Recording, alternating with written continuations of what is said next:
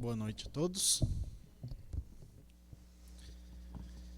Vamos ter o nosso tempo agora de músicas, adorar a Deus com as nossas vozes. E quero agradecer a todos que estão aqui nessa noite, né? Se Deus permitiu você estar aqui, né? Porque Ele tem um propósito para a sua vida.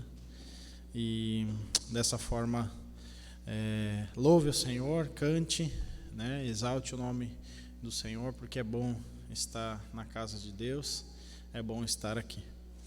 Vamos cantar uma música que diz: Deus enviou seu Filho amado para me salvar e perdoar, porque Ele vive, Ele está vivo, não está mais pregado na cruz, né? Ele está vivo, está cuidando de nós, nos dando muito além daquilo que nós pedimos e daquilo que nós temos. Vamos cantar, vamos nos colocar de pé, louvar o nosso Deus.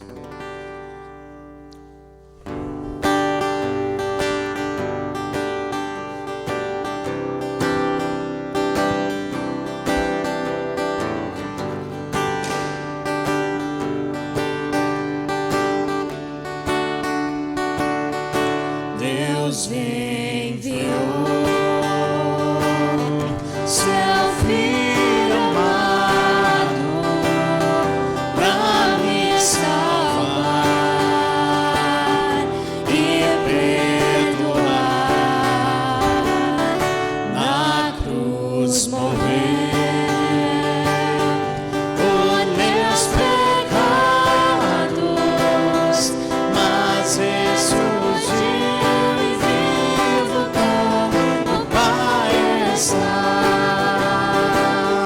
Porque Ele vive, posso crer no amanhã. Porque Ele vive, demônio não há. Mas eu bem sei que a minha vida está nas mãos do meu Jesus, que vive está. E quando enfim chegar a hora em que a morte enfrentarei, sem medo entrar, terei vitória, verei agora o meu Jesus, que vivo está. Porque Ele vive, posso crer no amanhã. Porque Ele vive, demônio não há. Mas eu bem sei que a minha vida está nas mãos do meu Jesus, que vivo está. Amém. Nossa vida está nas mãos, né, de Deus, nosso Senhor, que vivo está. Glória a Deus por isso. Vamos ter o nosso catecismo. Irmão Jefferson, tem a palavra.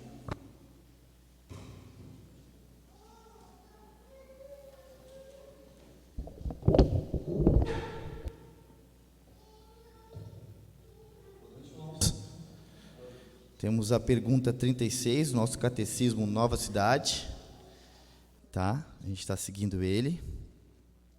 36, isso. A pergunta é, e vamos ler a resposta juntos, convido a todos, por favor, ler comigo.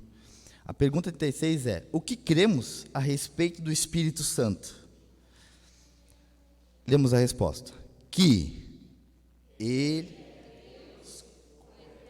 com Pai o Filho, e que Deus o concede irrevogavelmente. Amém. O texto fica em João 14, 16 e 17. E eu rogarei ao Pai, e Ele vos dará outro Consolador, a fim de que esteja para sempre convosco. O Espírito da verdade, que o mundo não pode receber, porque não o vê, nem o conhece. Vós, igreja, o conheceis, porque Ele habita convosco e estará em vós. Amém? Vamos fazer a oração do catecismo. Deus, nosso ajudador, agradecemos-te por enviar teu Espírito para viver em nós. Somos gratos porque Ele castiga, disciplina, fortalece e nos consola. Que vivamos uma vida de fé em seu poder e não em nosso, no poder do Espírito Santo. Que andemos no caminho da obediência, cheios da sua alegria. Em nome de Jesus, amém.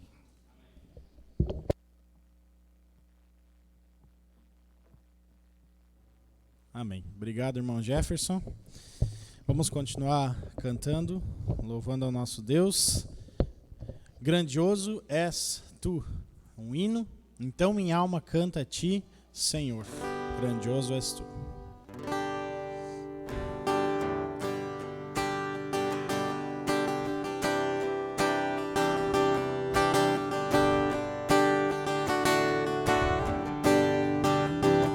Senhor meu Deus, quando eu maravilhado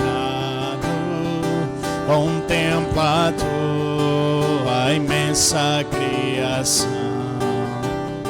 o céu e a terra, os vastos oceanos, nunca a pensar em tua perfeição. Então minha alma canta a ti, Senhor. Grandioso és tu, grandioso és tu. Então minha alma canta a ti, Senhor.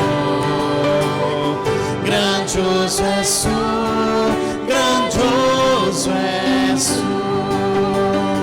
Quando eu medito em teu amor tão grande, que ofereceu teu Filho sobre o altar, maravilhado, agradecido venho também a minha vida te ofertar.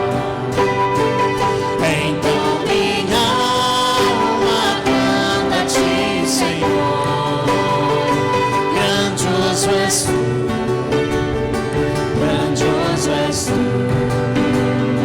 Então minha alma canta a ti, Senhor. Grandioso és tu, grandioso és tu. E quando enfim Jesus vier em glória, alma celeste, então me transportar,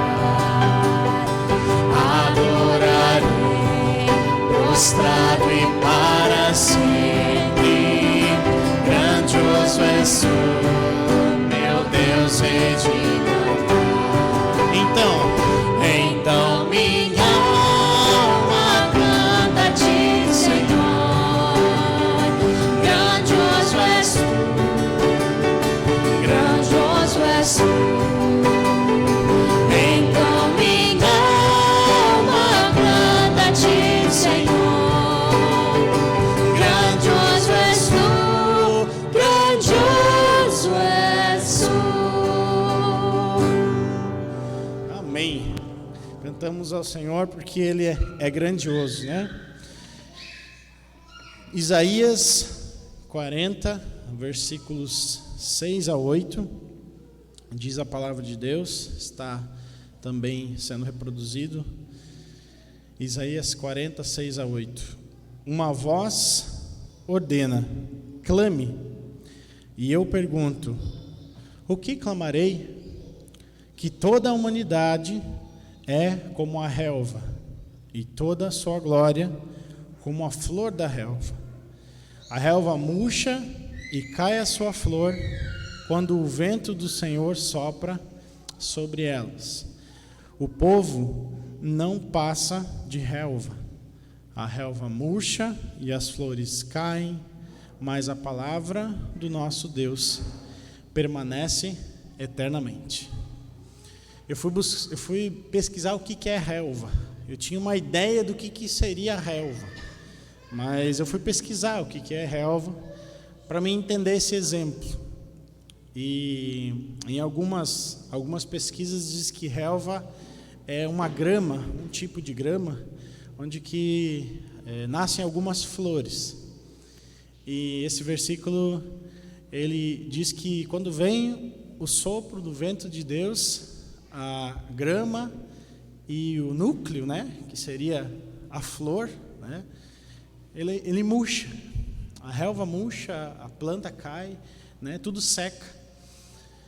E ele compara isso, né, usando todo essa beleza, porque a relva é bonita, né, é majestosa, verde, né, e a planta é linda. Mas quando tudo isso acontece, quando Deus permite, ela seca. E a palavra de Deus ele usa aqui, essa não seca, não murcha, né, ela subsiste eternamente. A palavra de Deus, que é o que nós estudamos, nós podemos estudar muito bem na EBD hoje, né, muitas coisas, né, sobre isso. Ela não vai passar, jamais vai murchar, e que nós possamos estar agarrados nessa palavra, né?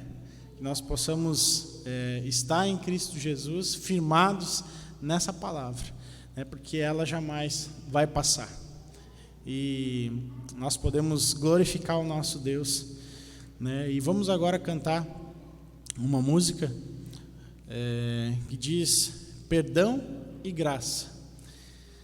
Confesso a ti, Senhor, diz a música, que fraco eu sou, mais forte tu és. Vamos orar, e também com essa música depois você pode colocar, depositar sua oferta, né, se você trouxe, ali atrás. Então vamos orar nesse momento. Pai, eu quero te agradecer porque nós podemos aprender sobre a tua palavra. Obrigado porque nós temos essa palavra de graça, Deus. Nós temos ela nas nossas mãos, podemos acessá-la facilmente, Deus. E a tua própria palavra diz que ela não murcha, ela não passa, ela não se acaba, e ela é viva e eficaz no nosso coração. Nós te louvamos por isso, te agradecemos, Deus, porque tudo, Pai, é passageiro.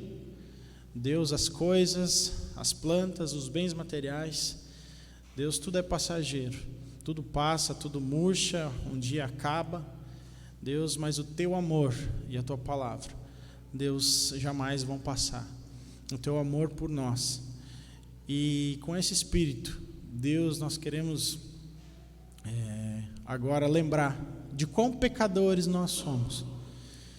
Deus, esse teu grande amor, a tua palavra, ela também nos mostra isso, Pai, quão pecadores nós somos. E precisamos do teu perdão, da tua graça, do teu amor. Nos faz pensar nisso, e que nós possamos pensar nisso, Pai, diariamente. E agora, Pai, nós queremos entoar um cântico e pedir que o Senhor nos perdoe, Pai. Perdoa as nossas ofensas, perdoa as nossas falhas, os nossos pensamentos maus, Deus, porque nós somos rodeados de pensamentos que não agradam a Ti. Que possamos lembrar e pensar nisso diariamente. Deus, entregamos a nossa vida ao Senhor agora, para que o Senhor possa nos ajudar, Deus, a ter pensamentos bons, pensamentos que agradem ao Teu reino, Pai, sobre as coisas do Senhor, sobre a Tua palavra, e que nesse momento aqui agora, Pai, nós possamos juntos estar confessando e louvando o Teu grandioso nome. Em nome de Jesus. Amém.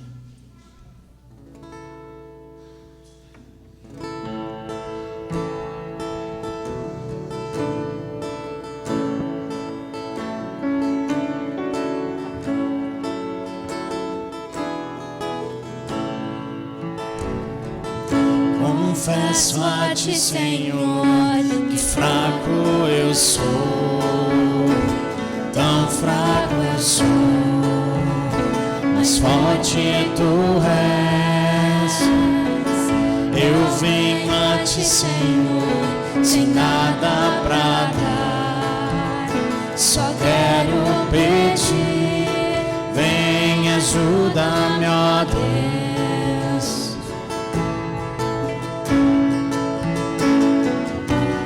Coração quebrantado e humilde, não rejeita, Senhor.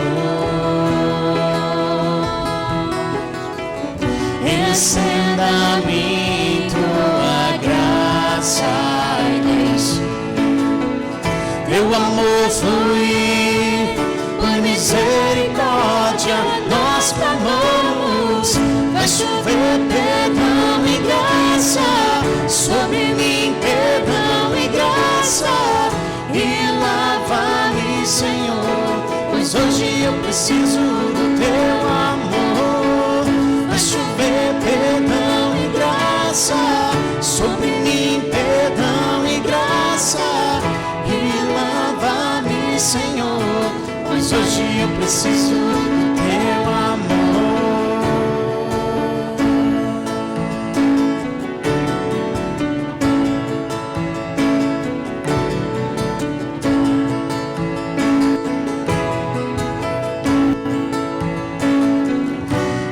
Coração quebrantado e humilde, não rejeita, Senhor. Estenda-me Tua graça e Teu amor fluir, por misericórdia nós clamamos. Vai chover perdão e graça sobre mim, perdão e graça, e lava-me, Senhor, pois hoje eu preciso do Teu amor. Vai chover perdão e graça sobre mim, perdão e graça, e lava-me, Senhor, pois hoje eu preciso do Teu amor.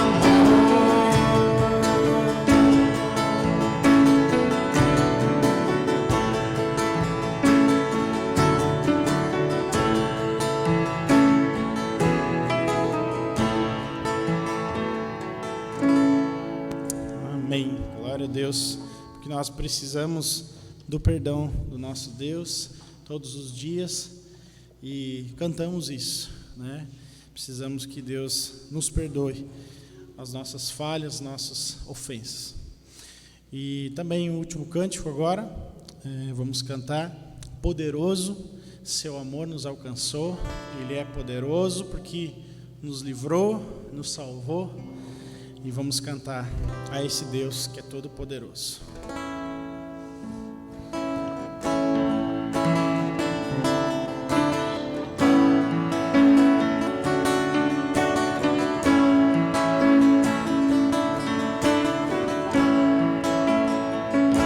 Seu amor me alcançou lá na cruz, por mim morreu. Meu pecado Ele levou, com poder ressuscitou. Sempre fiel, não negarei, meu refúgio me sustém. verdade me livrou. É Jesus, o Salvador, poderoso, poderoso, me livraste, me salvaste.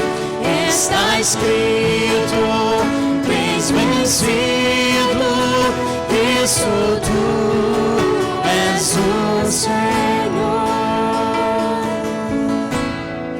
Sem começo ou final, esperança sem igual, o perdido encontrou em Jesus a salvação. Poderoso, poderoso, me livraste, me salvaste. Está escrito, tens vencido, Cristo, tu és o Senhor.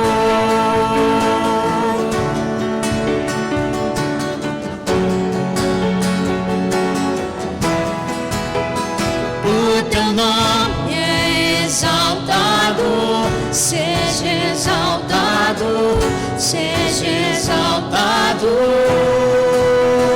O teu nome é exaltado, seja exaltado, seja exaltado.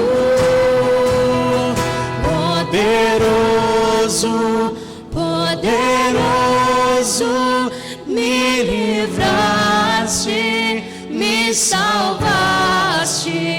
Está escrito, tens vencido, Cristo, tu és o Senhor. Está escrito, tens vencido, Cristo, tu és o Senhor. Nosso Deus, nosso Senhor maravilhoso. Que seja verdade isso, né? Nós não estejamos aqui só cantando de boca para fora, né? Porque é gostoso cantar, é bom louvar o Senhor, mas que não seja só da boca para fora, né? Vamos exaltar e lembrar desse Deus, né? Que é poderoso, que nos deu e nos dá tudo que nós precisamos. Amém? Os irmãos podem se assentar. Irmão Ednilson tem a palavra nessa noite. Deus abençoe.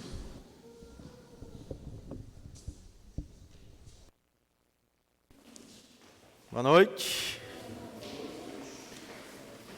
Obrigado aos irmãos que já estiveram até esse momento dirigindo aqui o culto. Pastor Sandro, o irmão Jefferson, os irmãos do louvor. E Deus tem dado graça a esses irmãos, para eles se prepararem por meio da oração, por meio do evangelho cantado, a preparar os nossos corações, para tirar toda a nossa distração, para que chegamos nesse momento aqui com os nossos pensamentos, todo o nosso ser, e deixando de lado toda distração, todo medo, para que possamos ouvir a palavra do Senhor. Antes de iniciar aqui a mensagem, começamos, o pastor Sandro até já pediu oração sobre isso, o pastor Sandro e alguns homens da igreja a se reunirem toda segunda-feira. Não temos um lugar definido, ora reunimos na casa de um, de outro, e o propósito de tudo isso é para buscarmos crescer, nos aperfeiçoar, não só como indivíduos, como homens nessa reunião, mas como nós podemos ajudar todo o corpo de Cristo a crescer e avançar para a honra e glória do Senhor Jesus. E algumas decisões têm sido tomadas lá. E um dos pontos que a gente está trabalhando e decidimos, acho que foi consenso de todos, é a respeito da oração congregacional. E parece que alguns frutos já começam a surgir a partir desse momento que começamos a orar e a aprender a respeito de oração, de como podemos orar uns pelos outros, orar as Escrituras. E na segunda-feira o pastor Sandro deu um testemunho de um casal que achou o irmão Sandro pela internet, talvez pelo Facebook da igreja ou através do YouTube.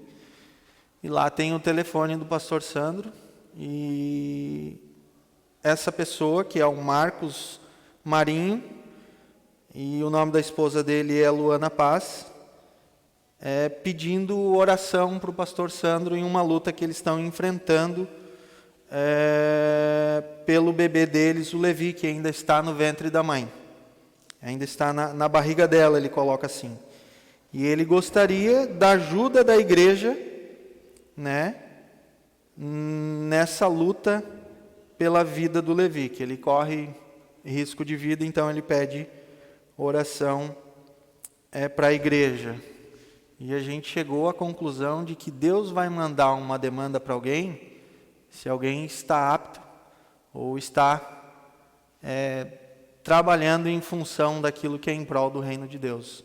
Então Deus manda essa demanda e a gente pede que toda a igreja esteja orando por esse casal, que é o Marcos Marinho e a Luana Paz, e o bebezinho que corre risco de vida, e talvez a mãe também, né, corra risco de vida, a gente não sabe bem ao certo. E o pastor Sandro já orou por eles no mesmo momento ali, e orientou a eles a confiarem no Senhor, a obedecerem ao Senhor. E é um pedido para a igreja estarem orando por esses irmãos, por essas pessoas. Não sabemos se são crentes ou não, né? Então, esse é um pedido de oração. E também orem pelo Jonathan, filho da irmã Jane e do irmão Wilson, né? Não sabemos especificamente o pedido, talvez por salvação, né, Jane? Principalmente. Não sei se o Jonathan já foi batizado, mas isso não quer dizer se é salvo ou não, né? Mas hoje é evidência de que ele precisa de salvação. Então, a gente pode orar por questões específicas, saúde, relacionamento no lar, mas o que vai transformar tudo isso é o Evangelho e Cristo. E, né, com a conversão é o que ele mais precisa, eu creio. Então, ore também pelo Jonathan. E agradecer também aos irmãos que oraram pela Meire e pela Ângela, né, pela cesárea. Graças a Deus correu tudo bem, ela fez a laqueadura. Até aos irmãos que não foram ainda visitar, as porteiras já estão abertas, né, para visita. Podem chegar, tá? Não precisa nem avisar. Ou se quiser avisar também, estou indo aí. Pode ir, pode fazer a visita. Não garanto que vai ter café, mas pode ir. Tá? Então, de antemão, agradeço aos irmãos e orem também por gratidão a Deus. Foi uma gestação para nós assim bem insegura. A gente estava com muitos medos, né? Coisas aconteceram no meio dessa gestação, mas Deus provou o seu amor para conosco, e Ele diz: descansa, fique em paz, dependa de mim. E foi uma lição também para nós essa gravidez. E o outro pedido de oração também é agradecimento pela vida da Raíssa. A Raíssa, 2 anos e meio atrás, ela quase matou os pais do coração. Apareceram várias doenças e essa menina desmaiava do nada. E alguns diziam alergia, outros diziam não, é depressão. E daí descobriu-se uma tireoide, um hipertireoidismo. E desse hipertireoidismo apareceu deficiência no ferro. E já no meio do caminho surgiu uma possibilidade de lúpus. E daí também leucemia, né? por causa do ferro muito baixo. E aí depois apareceu uma... Como é que fala, filha? É celíaca. Então estava em grau 3 ou 4, poderia desenvolver um câncer, mas graças a Deus os médicos descobriram a tempo. Ela está tratando ainda da doença celíaca, não pode comer trigo, mas o médico tirou o remédio da hipertiroidismo, tirou também o remédio do ferro, tirou também o remédio do ciclo, né, que ela não podia ter o ciclo por causa da deficiência de ferro. Então hoje ela está tomando só vitamina D. Então que os irmãos agradeçam a Deus e que Deus perdoe o meu pecado de não confiar nele, porque parece que a coisa mais ruim para um pai é: vou perder um filho. E aí tu vê o quanto a gente é idólatra, o quanto a gente é fraco, o quanto a gente é mesquinho. Não é porque eu vou perder um filho, é porque eu vou sentir dor porque eu vou perder um filho.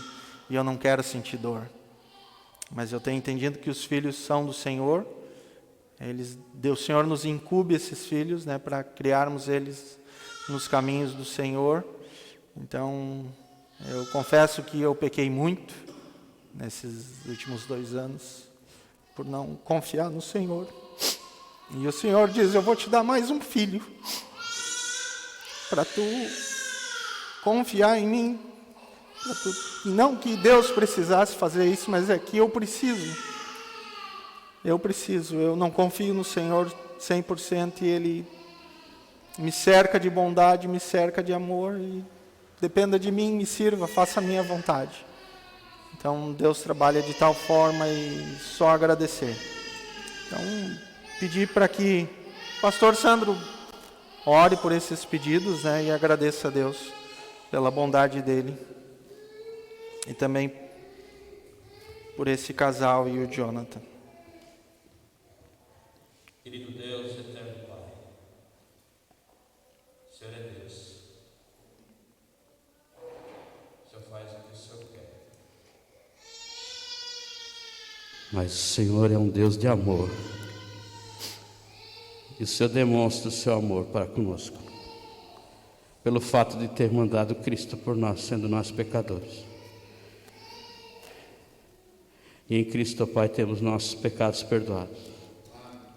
E por isso, Senhor, nós temos alcançado graça, misericórdia, e chegarmos diante da Tua presença, ó Pai, sem merecer nada, e ganharmos mais daquilo que nós pedimos, ou pensamos, ou imaginamos. Porque o Senhor é Deus, é um Deus amoroso, que nos ama de um modo indescritível. Obrigado, ó Pai, porque o Senhor molda os nossas vidas. O Senhor molda o nosso caráter para sermos mais semelhantes a Jesus. Por isso nós entendemos, ó Pai, que o Senhor nos gerou em Cristo, para que pudéssemos, por meio de o Senhor ter nos amado, nós te amarmos. E todas as coisas cooperam para o bem daqueles que te amam, para sermos transformados à imagem de Jesus. Pai, que situações acontecem para que possamos te glorificar. Nos ajude, ó Pai, a não perdermos a oportunidade de, na hora do vale, da sombra e da morte, estarmos alegres por aquilo que temos em Ti. O salmista mesmo diz que o prazer dele está no Senhor. Que nosso prazer esteja no Senhor. E eu rogo ao Pai que o Senhor possa nos ajudar como igreja a continuar confiando em Ti e intercedendo um pelos outros. Eu rogo, Senhor, por essa oportunidade que a igreja está tendo de interceder um pelos outros. E eu especialmente quero pedir, ó Deus, pela vida do Jonathan. Ó Deus, o Senhor sabe, o Senhor conhece. O Senhor sonda os corações. Por favor, Senhor, tem graça e misericórdia com esse jovem. Que o Senhor possa fazer a tua vontade na vida dele. O Senhor sabe, ó Pai, onde está o coração dele. O Senhor sabe, ó Pai, quais são os anseios, as lutas, dificuldades que ele tem. E nós sabemos, ó Pai, o que ele mais precisa é o Senhor. Então eu peço, ó Pai, que essa igreja possa continuar orando e também demonstrando amor por ele e por a família. Se aproximando dessa família, se aproximando dele. Nos dê a oportunidade, ó Pai. Prepare esse caminho, que muitas vezes é difícil por causa do nosso próprio pecado. Nos dê acesso, Senhor, para poder mostrar o Teu amor que o Senhor tem nos amado. Conforte e consola o coração do Wilson e da Jane, por tudo que eles estão enfrentando, que eu não tenho detalhes, mas o Senhor sabe. Então eu peço, ó Pai, que eles continuem dependendo de Ti, olhando para Ti, se entregando diante do Senhor, trazendo aos pés da cruz toda a sua luta, porque as lutas nossas só podem ser travadas aos pés da cruz, para que possamos ter vitória. Também eu peço, ó Pai, por essa família que veio até nós, pelo Marcos, pela Luana e pelo Levi. Eu sei que o Senhor tem um bom propósito para isso.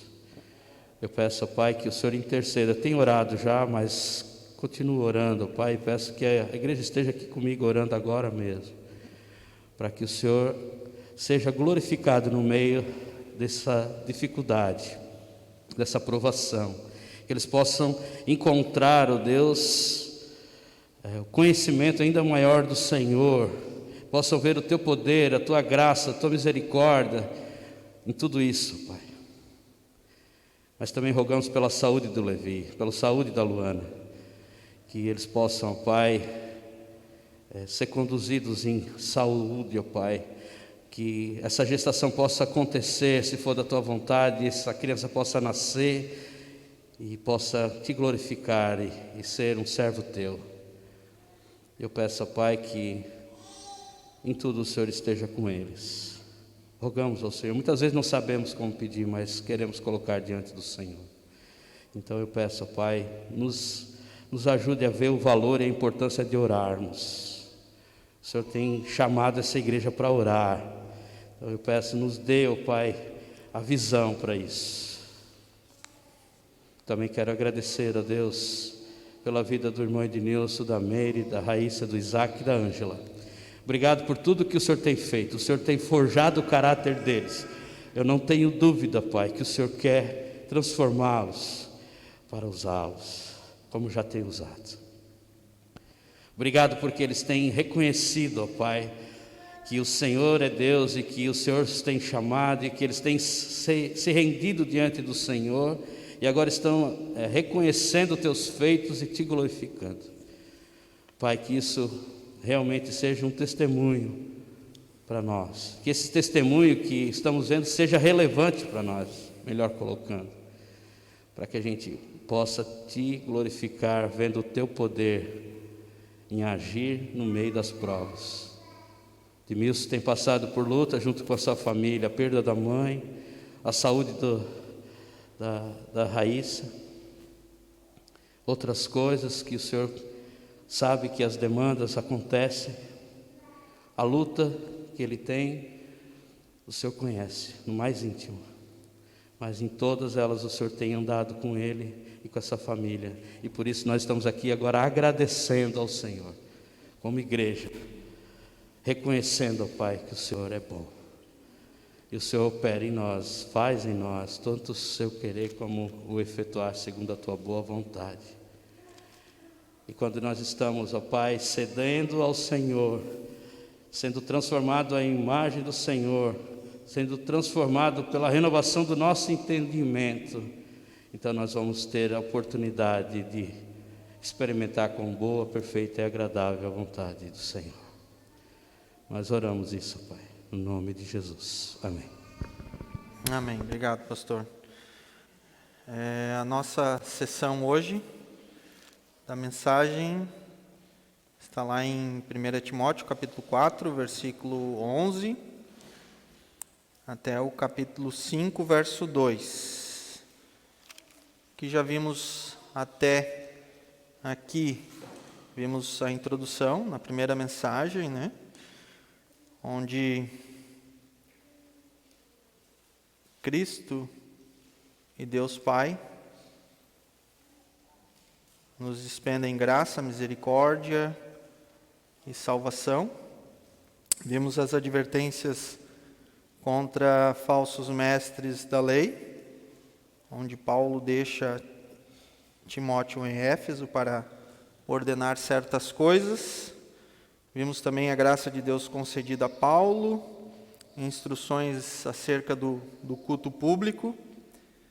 Vimos também referente às qualificações para a ordenação de bispos e diáconos, instruções a Timóteo, foi a mensagem da semana passada, não estava presente, e hoje nós chegamos na mensagem a respeito de como deve ser um líder cristão. Qual o papel dele, qual o dever dele, e é basicamente basicamente é isso que nós vamos ver nessa noite. Vamos ler o texto, começando no versículo 11. Os irmãos podem acompanhar nas suas Bíblias, onde Paulo orienta a Timóteo: ordene e ensine essas coisas. Ninguém o despreze pelo fato de você ser jovem, mas seja um exemplo para os fiéis, na palavra, no procedimento, no amor, na fé e na pureza. Até a minha chegada, dedique-se à leitura pública da Escritura, à exortação e ao ensino. Não negligencie o dom que lhe foi lhe dado por mensagem profética, com imposição de mãos dos presbíteros. Seja diligente nessas coisas, dedique-se inteiramente a elas, para que todos vejam o seu progresso. Atente bem para a sua própria vida e para a doutrina, perseverando nesses deveres, pois, agindo assim, você salvará tanto a si mesmo quanto aos que o ouvem. Capítulo 5, verso 1. Não repreenda asperamente o homem idoso, mas exorte-o como se ele fosse seu pai. Trate os jovens como a irmãos, as mulheres idosas como a mães e as moças como a irmãs, com toda a pureza.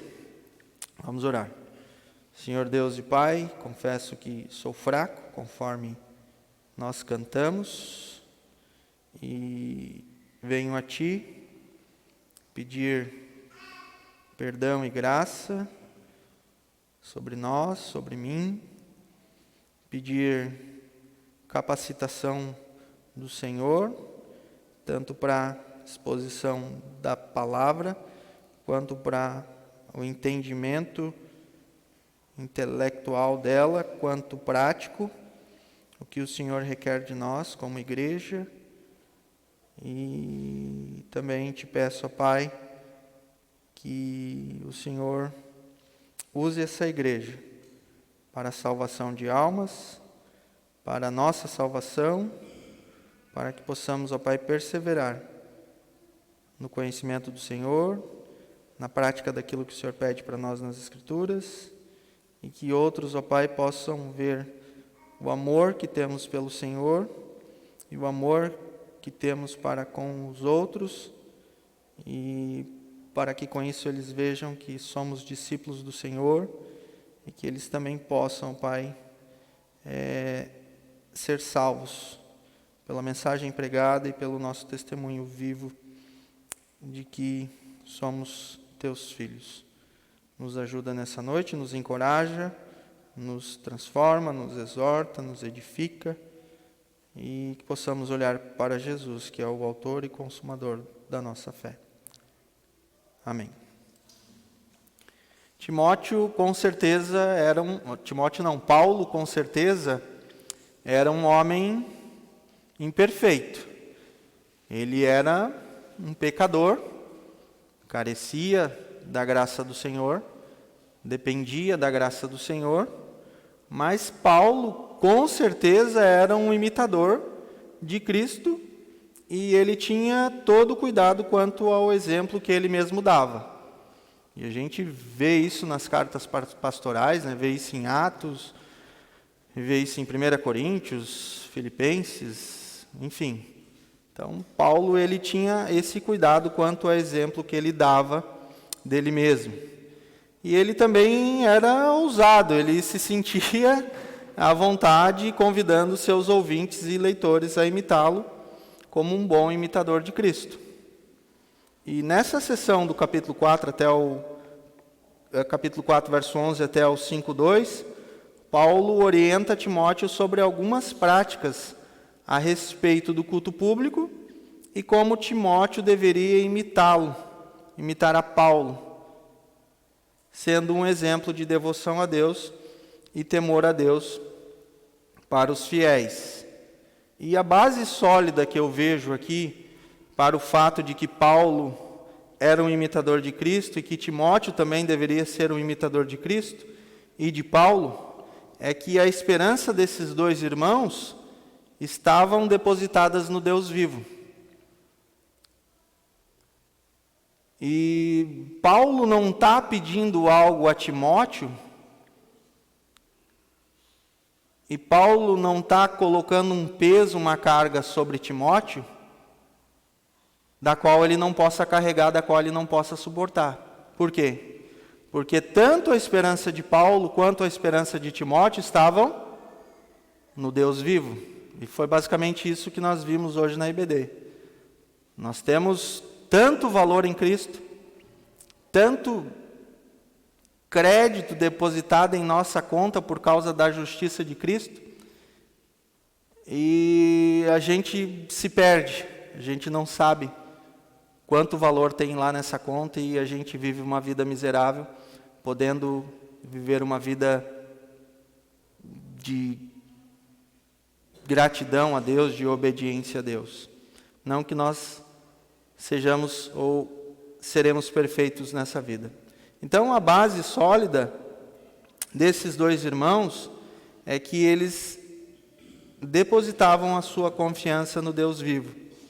E por causa dessa esperança, é o que nós vemos no versículo 10, eles trabalhavam e lutavam. Paulo também sabia que a vida prática, a vida de imitador de Cristo, né, de obediência aos ensinamentos de Deus, é a única forma de fazer calar a crítica. Então, ele entendia isso e ele pede para que Timóteo viva uma vida prática, de temor ao Senhor, de obediência ao Senhor, de amor aos irmãos, para que ele fosse um exemplo dos fiéis. E só dessa forma ele ia conquistar a confiança desses irmãos. E a gente vai ver mais detalhes no texto, a partir da exposição. E nós vamos meditar então nesta noite, que Paulo vai orientar a Timóteo a ensinar o verdadeiro ensino, e não somente isso, mas de viver em conformidade a este verdadeiro ensino. Então, vejamos o primeiro ponto, dedicação ao pastoreio. Paulo diz a Timóteo que se dedicasse ao pastorado fazendo 3 coisas. Nós vamos ver dos versos 11 até o verso 13. E a primeira coisa que Timóteo deveria fazer está no verso 11, está bem claro ali, que é ordene e ensine essas coisas. Que coisas Timóteo deveria ensinar e ordenar? O verso 11 aqui, ele vai mais uma vez para o começo da primeira sessão, lá em 1 Timóteo, capítulo 1, versículo 3, onde Paulo pediu para Timóteo que ficasse em Éfeso para ordenar a certas pessoas que não mais ensinassem doutrinas falsas. Então, fazia parte aqui que Timóteo deveria ordenar e ensinar essas pessoas a não ensinar certos tipos de doutrinas ou doutrinas falsas. No verso 3 do capítulo 4, temos um pouco das doutrinas falsas que essas pessoas, esses falsos mestres, estavam ensinando e disseminando nessa igreja. Eles estavam o que? Ali no versículo 3, estavam proibindo o casamento e proibindo o consumo de alimentos que Deus criou para serem recebidos com ações de graças pelos que creem e conhecem a verdade. Então, Timóteo deveria ordenar e ensinar o verdadeiro ensino, transmitindo aos irmãos essas verdades e sendo assim um bom ministro de Cristo. É isso que Paulo também orienta Timóteo no versículo 6 do capítulo 4. E era necessário que Timóteo então ordenasse à igreja com autoridade que o pecado e heresias devem ser rejeitados. Então, tem esse ensino, né, de práticas que não são verdadeiras, de que não são bíblicas, né, e também a respeito de pecado, né, que não deveria ser prática no meio da igreja, no meio do povo de Deus. Então, esse é o primeiro ponto, né? Timóteo deveria ordenar e ensinar essas coisas. Então, basicamente, a gente tem aqui o contexto imediato, que é o capítulo 4, mas se olharmos toda a carta de 1 Timóteo, ele deveria ordenar e ensinar todas essas coisas que Paulo tinha passado a ele para que ele ensinasse à igreja algumas coisas que não estavam em conformidade com a verdade de Deus e também a respeito de como deve ser o ministro do Evangelho, o ministro que trabalha para o Senhor, que serve o Senhor. E a segunda orientação de Paulo ao jovem pastor Timóteo é que o compromisso do pastor, pegou agora aqui para o pastor Sano, que o compromisso do pastor, do líder, é ser exemplo dos fiéis para que ninguém o despreze por ele ser jovem. Então, Timóteo era um jovem pastor. Eu fiquei feliz porque os comentários dizem que Timóteo tinha de 30 a 40 anos, era jovem, né? Fiquei faceiro, digo, puxa, eu sou jovem, né? Sou jovem, não parece, mas sou jovem. E no contexto ali da carta e também da cultura judaica, que os ministros, os presbíteros, os pastores, eles tinham que ter maturidade, mais idade, acima de 50 anos, né?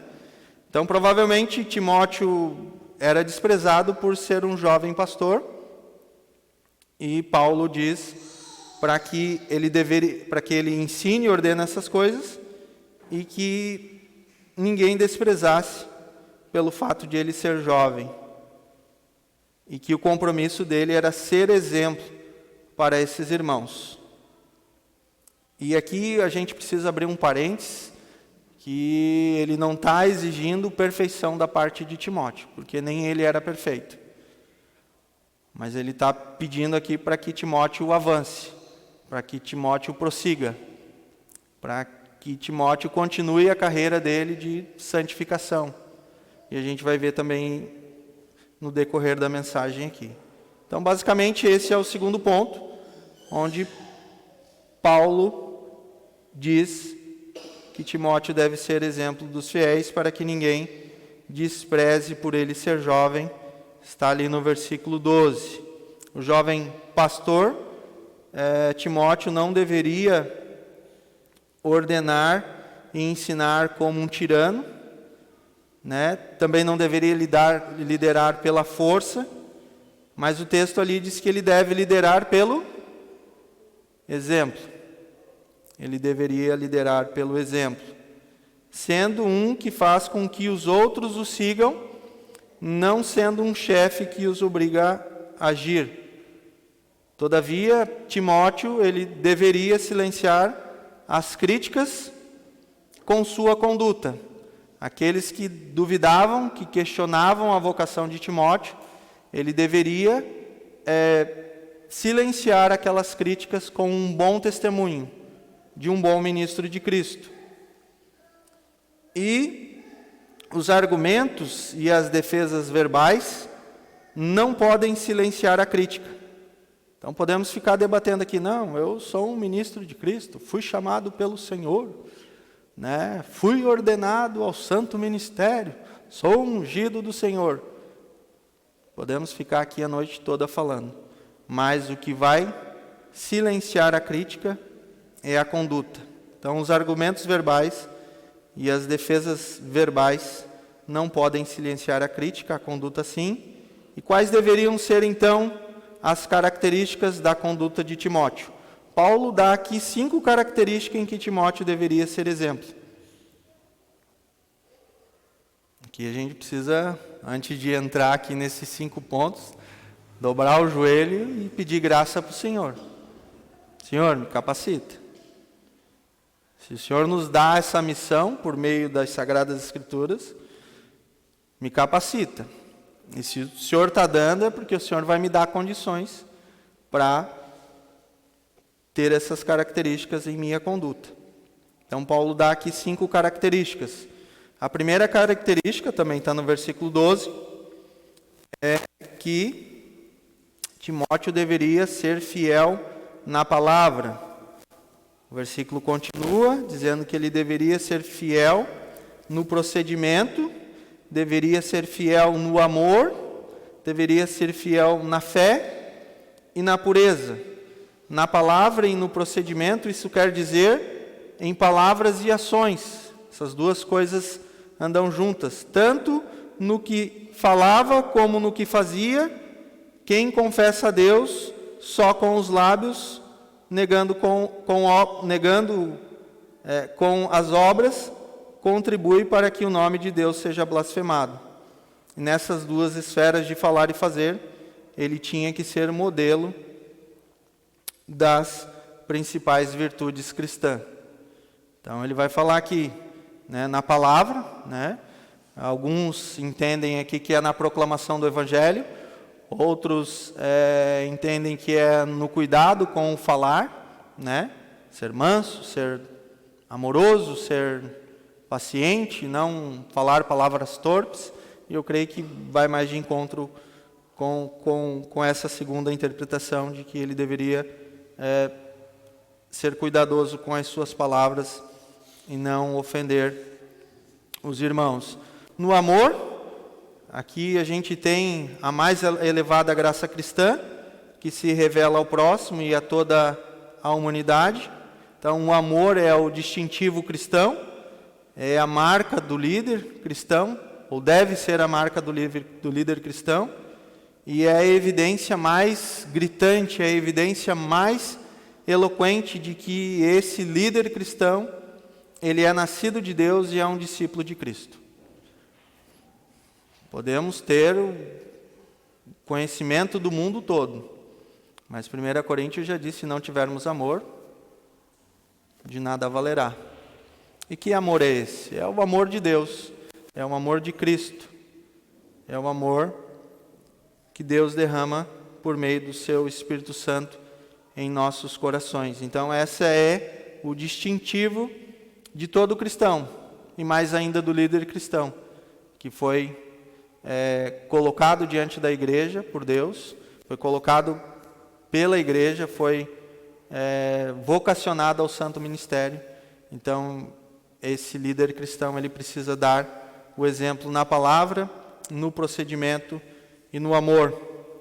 Jesus, em João 13:34, um texto conhecidíssimo de todos nós, onde Jesus dá um novo mandamento aos seus discípulos para que eles amem-se uns aos outros, como eu os amei. Então, o amor cristão, o distintivo cristão, é o amor para com Deus e o amor de uns para com os outros, como Cristo nos amou. Como deve ser esse amor cristão? Um amor sacrificial, um amor que se entrega, que se doa, né? Que dá a vida pelo outro. Então Jesus dá esse mandamento aos seus discípulos e ele diz que com isso, com esse amor de uns pelos outros, como ele os amou, como ele amou os discípulos, ele diz que todos saberão que vocês são os meus discípulos, se vocês amarem uns aos outros. E com certeza o pastor Sandro já falhou aqui. Com certeza o pastor Jamie já falhou aqui. Com certeza o próximo pastor da redenção vai falhar nesse ponto.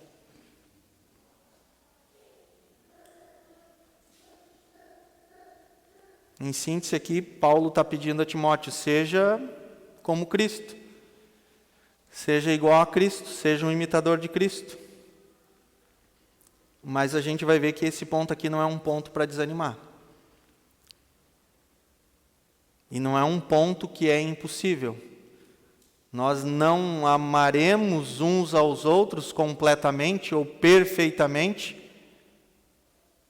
até que Cristo volte, mas o nosso amor de uns para com os outros, não que o amor de Deus cresce, mas a nossa percepção do amor de Deus por nós, que é o meio que nos faz amar uns aos outros, essa percepção ela precisa crescer. E é isso que Paulo está dizendo aqui a Timóteo, né?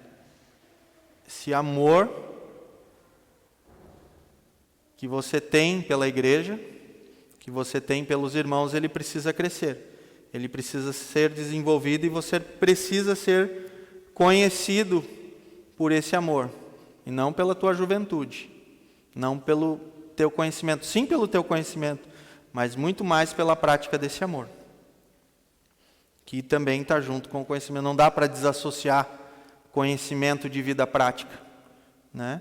Ou vida prática sem conhecimento. As duas coisas precisam andar juntas, né? E serem desenvolvidas juntas. Então não podemos colocar uma em detrimento da outra. O conhecimento vale mais, a prática cristã vale mais. Não, as duas precisam estar juntas, né? Modelo na fé. O que é modelo na fé? Modelo na fé é confiança em Deus, confiança em Cristo. Então o pastor ele precisa ter fé sem fingimento. E a fé é a indestrutível fidelidade a Cristo.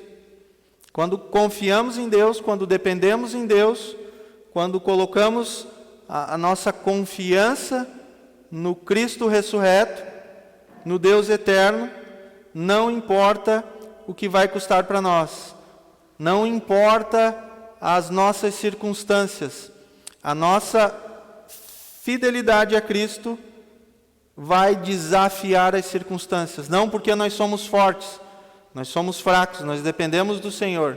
E essa nossa confiança e essa nossa dependência do Senhor é que vai desafiar as circunstâncias. Então, o conhecimento de Deus, a confiança em Deus, essa dependência de Deus que vai exceder todo o entendimento, é o que vai desafiar as circunstâncias, o custo, o preço, a dificuldade. Então precisamos ser modelo na fé, e Timóteo precisava ser modelo na fé. O líder cristão, ele precisa ser modelo na fé. E a quinta característica aqui que Paulo orienta a Timóteo é um modelo na pureza. Então aqui vai envolver pensamento puro, integridade, castidade, disciplina, tudo que confere à personalidade um modo de ser íntegro e puro.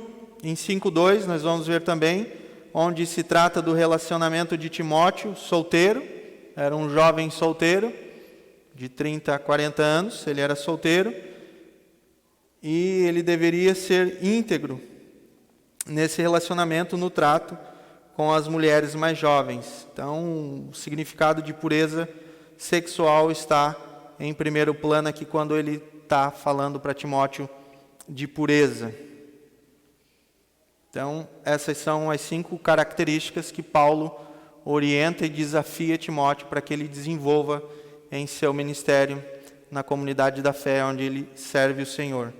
E a terceira orientação está ali no versículo 13, onde Paulo pede para que Timóteo dedique-se à leitura pública da Escritura, à exortação e o ensino. E em relação à palavra, ao ensino, Timóteo precisa tomar 3 medidas aqui também, que são medidas que devem ser o modelo de qualquer culto público. Paulo diz: até a minha chegada, dedique-se à leitura pública da Escritura, à exortação e ao ensino. Então, em primeiro lugar, Paulo deveria ler e expor as Escrituras. Então, a aplicação aqui para nós é que o culto cristão está centralizado nas Escrituras, está centralizado na Palavra de Deus. Toda a autoridade do culto cristão, do líder cristão, do pregador cristão, do pastor cristão, deve estar fundamentada nas Sagradas Escrituras. Então, o que Paulo está dizendo aqui a Timóteo tem o mesmo peso que os profetas ensinaram no Antigo Testamento. E um parênteses aqui também para a gente abrir, não tinha colocado isso, Paulo diz: até a minha chegada. Então, provavelmente aqui Paulo tomaria a frente ali quando ele chegasse, mas também tem um aspecto de encorajamento a Timóteo. Timóteo, tu não está sozinho, eu vou voltar, então fique firme, se dedique a essas coisas, ensina o povo aí, persevera nessas coisas. Então, fique imaginando o pastor James lá, enviando uma mensagem ao jovem pastor Sandro: fique firme, meu irmão, não desanime, eu estou chegando aí, vou te ajudar aí nessa batalha, Então, viu, o pastor jovem Sandro, fica firme, pastor, não desanima, eu estou chegando, vamos dividir esse fardo aí, essa carga. Mas aqui no contexto é que Paulo, pelo que tudo indica, ia tomar a frente, ia aliviar o fardo, a carga de Timóteo aqui, mas é um incentivo também para que Timóteo se dedique à leitura pública. Então, o primeiro ponto aqui, desse versículo 13, é que eles deviam ler e expor as Escrituras. O culto cristão está centralizado na Bíblia. Segundo lugar, aqui no texto, diz que no culto público deve ter a leitura das Escrituras e deve também haver exortação. A palavra exortação traz a ideia de encorajamento, é a aplicação prática da palavra à vida das pessoas.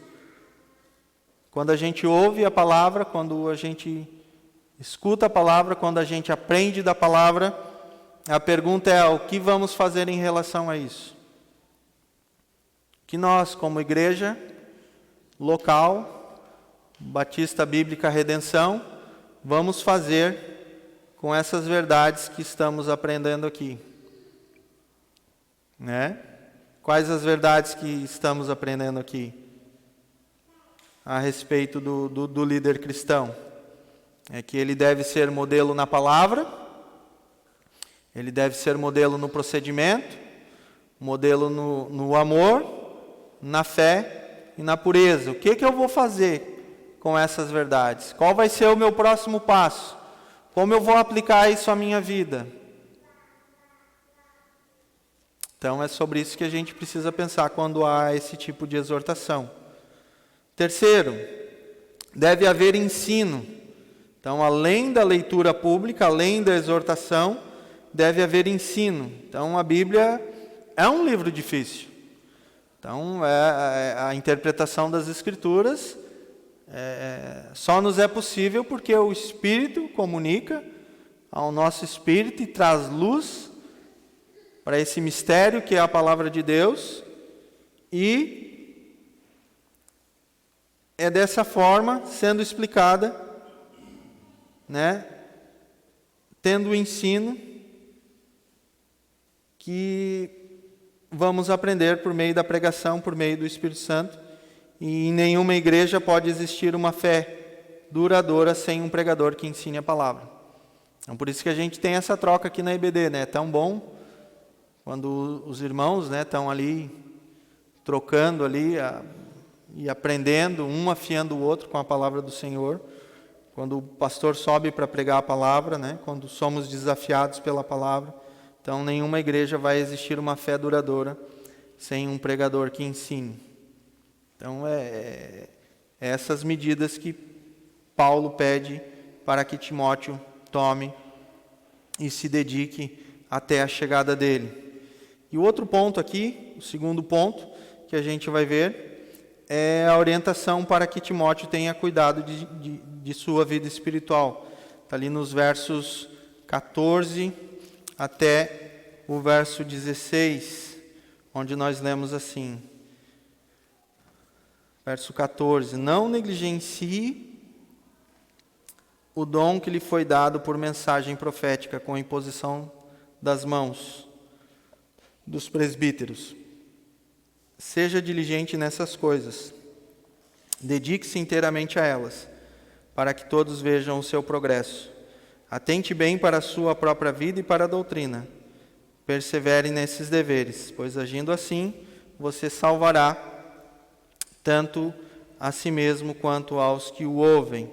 A orientação aqui para Timóteo é que ele tenha cuidado da sua vida espiritual. E Timóteo deveria fazer 3 coisas. Primeiro, Timóteo não deveria negligenciar, está no versículo 14, o seu dom espiritual. Então, Deus nos dá dons, Ele dá dons aos homens, Ele capacita os homens, mas nós podemos negligenciar o dom que Deus nos dá. De que forma Timóteo poderia negligenciar o dom dado por Deus? Que ele parasse de crescer, que ele parasse de buscar Deus, que ele ficasse estagnado. Então Deus nos capacita, mas há um sinergismo, né? Então Deus me capacita, eu sendo capacitado por Deus, eu vou buscar mais aprender de Deus, a desenvolver esse dom, né? A conhecer mais o Senhor, para que eu possa edificar a mim mesmo e também edificar a igreja do Senhor Jesus Cristo. Então Paulo pede aqui que Timóteo não negligencie esse dom. Então Deus não apenas chamou Timóteo para o ministério, mas Deus também o capacitou para o seu exercício, concedendo-lhe os dons do Espírito. Então Timóteo aqui ele recebe um dom da graça, que é um revestimento especial do Espírito, que estava o capacitando para desempenhar o pastoreio da comunidade de Éfeso. Paulo, neste texto, tem um propósito claro ao recordar a Timóteo de sua ordenação pela imposição das mãos e principalmente o dom que foi lhe dado por mensagem profética, que ele era uma pessoa escolhida por Deus e confirmada pela igreja para realizar uma tarefa especial, e que o líder cristão não tem sentido fora da igreja. Sua tarefa está dentro da comunidade da igreja local. Então, é basicamente isso que Paulo está orientando aqui a Timóteo a não negligenciar esse dom que lhe foi concedido por mensagem profética. Especificamente, a gente não sabe que dom é esse. Eu creio que era o dom do pastoreio, que era o dom do ensino, né? Que era o dom de cuidar do rebanho, mas o texto não diz especificamente que dom é esse. Mas está tudo ligado aqui no contexto que é o dom, né, da palavra, o dom de ensino, o dom de consolação, de exortação, de edificação do povo de Deus. Então a gente vê isso aqui no contexto, né? E não só nessa sessão, mas em toda a carta, Paulo constantemente fala para Timóteo estar ensinando, ordenando, combatendo o bom combate. Então eu creio que é esse dom que ele recebeu. Não sei de que forma que ele recebeu esse dom, mas ele diz aqui que foi um dom dado por mensagem profética.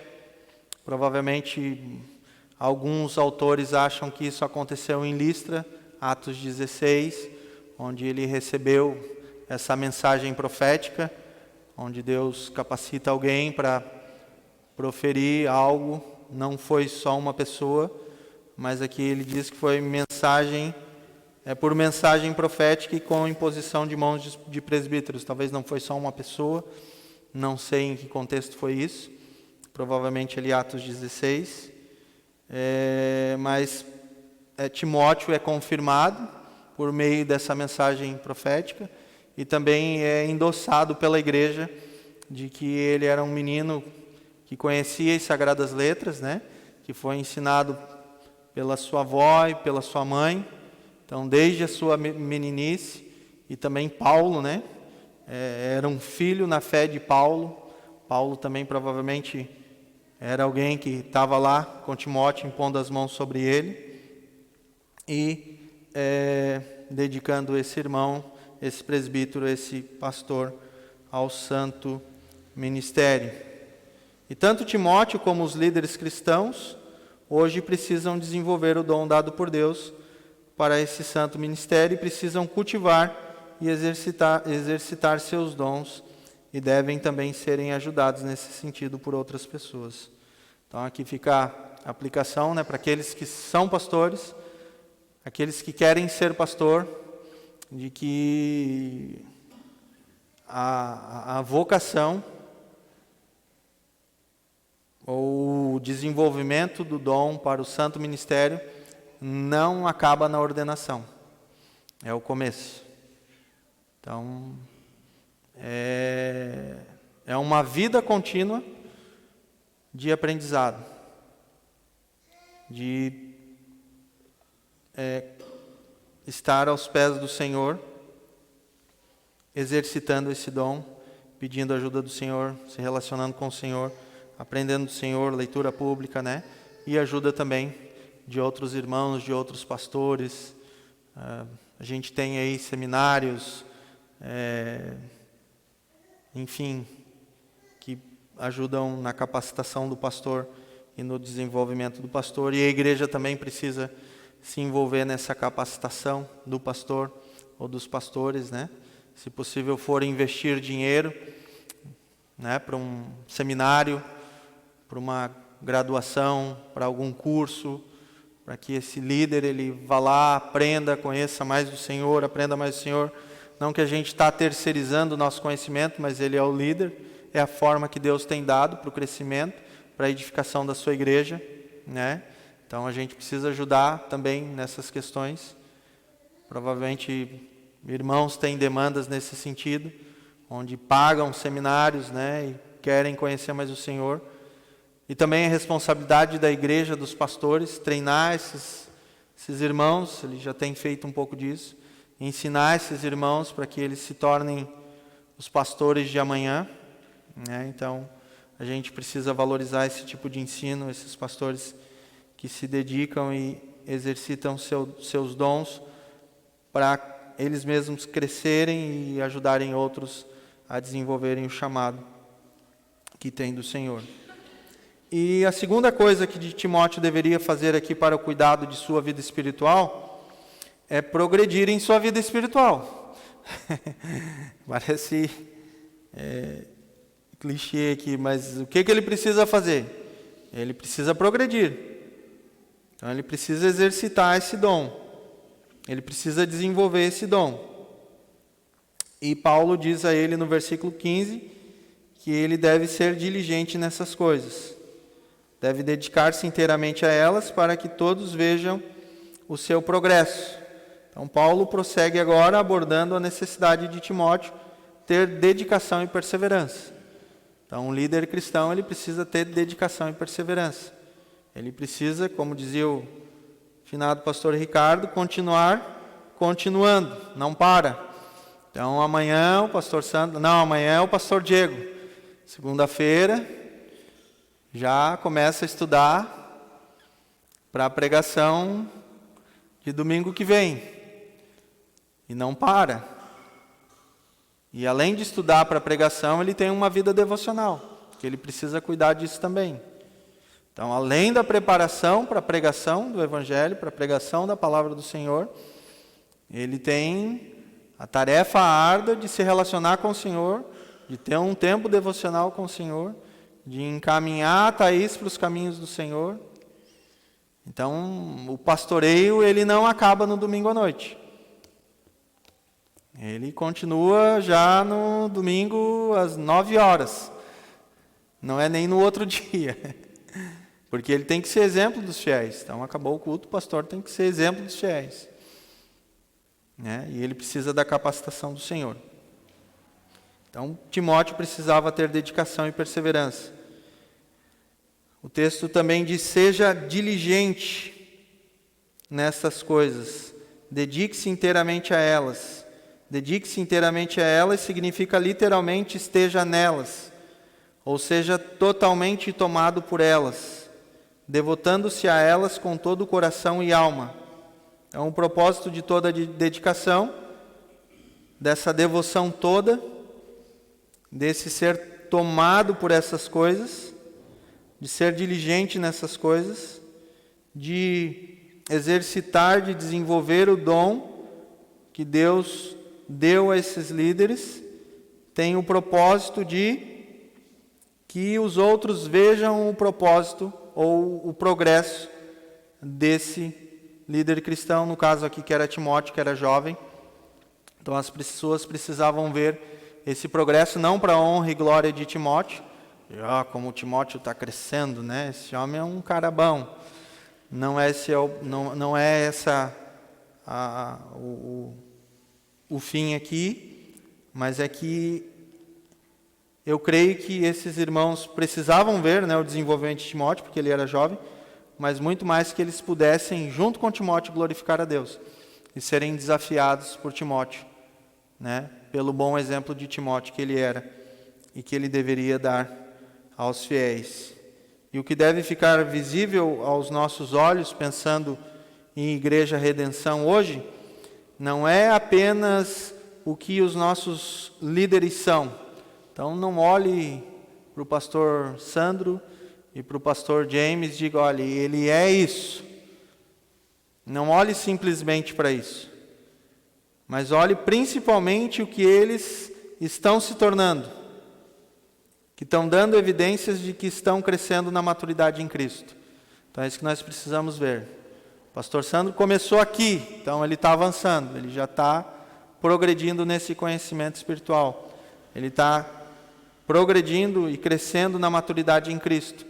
Então é isso que a gente precisa olhar. Não é olhar para o passado com uma forma negativa, mas olhar para o passado de uma forma positiva e ver quanto Deus já fez na vida desse ministro e quanto Deus já tem confirmado de que ele é um ministro de Cristo, é um pastor que foi vocacionado por Deus e também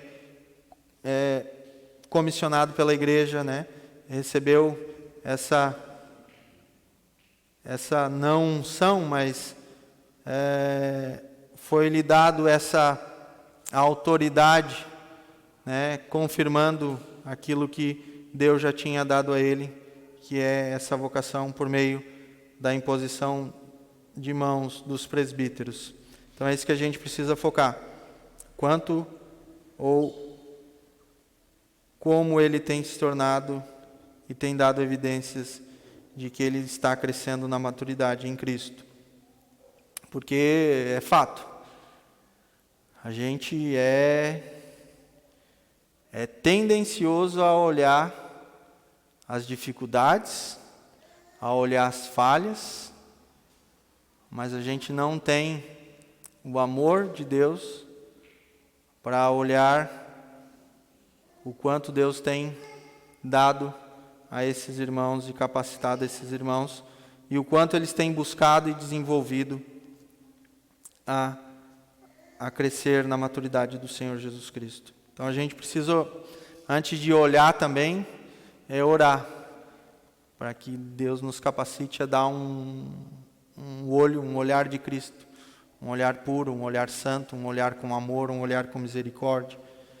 E se a gente vê por meio da capacitação de Deus que eles precisam crescer em alguma área, que Deus nos dê sabedoria de chegar com humildade, com mansidão, com amor, não com crítica, e ajudar esse pastor a ser desenvolvido. Acho que o Diego vai falar mais a respeito disso na semana que vem, faz parte da sessão dele. Então essa é a missão da igreja, a ajudar esses pastores também a crescerem no conhecimento e na graça do Senhor Jesus. E a terceira coisa que Timóteo deveria fazer para o cuidado de sua vida espiritual é preservar na doutrina e na piedade. Versículo 16.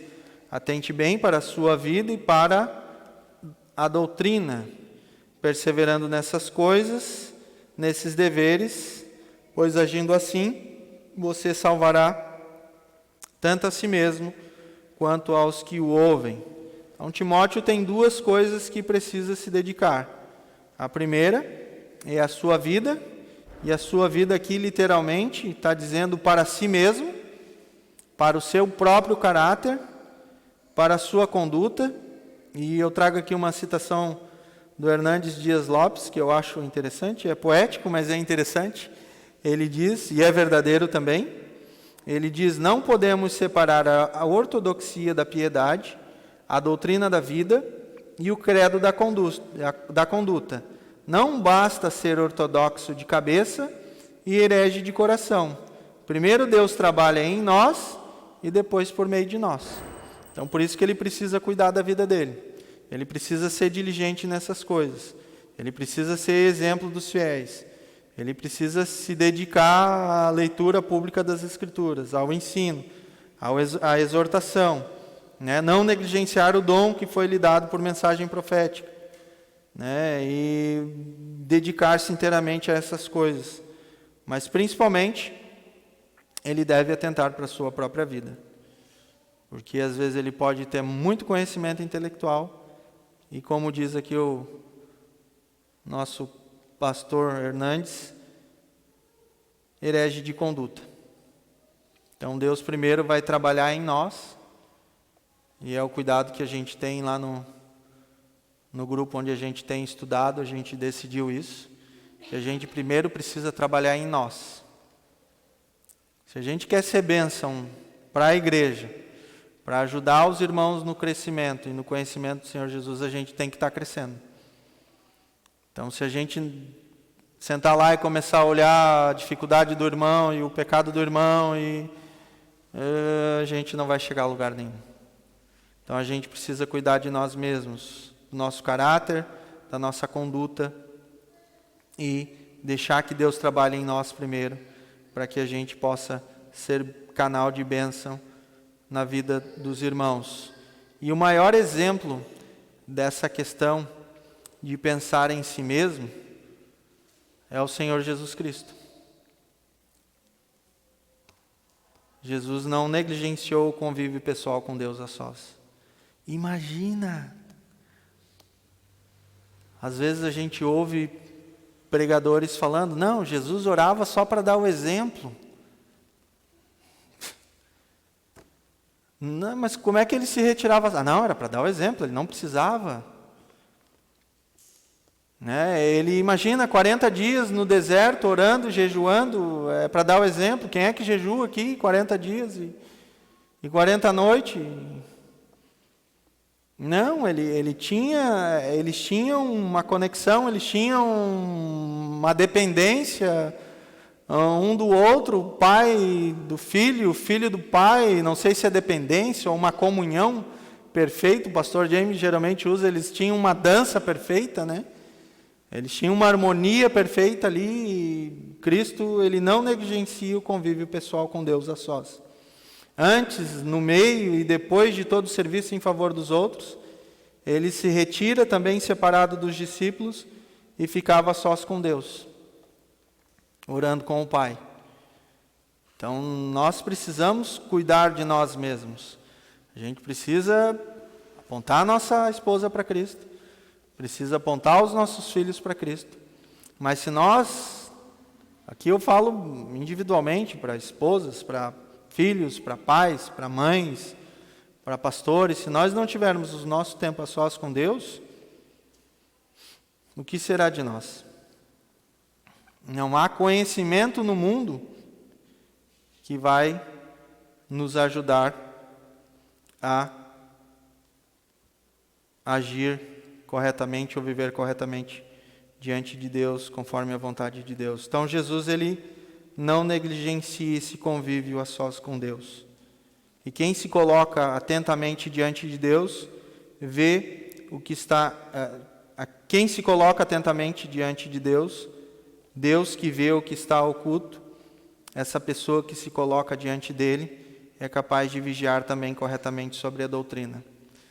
Então, eu posso ter muita informação, muito conhecimento, mas se eu não parar e, Senhor, me ajuda a entender isso aqui, me ajuda a viver isso aqui, me ajuda a honrar o Senhor nas pequenas coisas, me ajuda a fazer a Tua vontade, porque a gente entra num consumismo e às vezes as coisas boas nos tiram do centro, nos tiram da comunhão com Deus e a gente não consegue ter uma perspectiva correta sobre a nossa vida, sobre a nossa prática e também sobre a doutrina.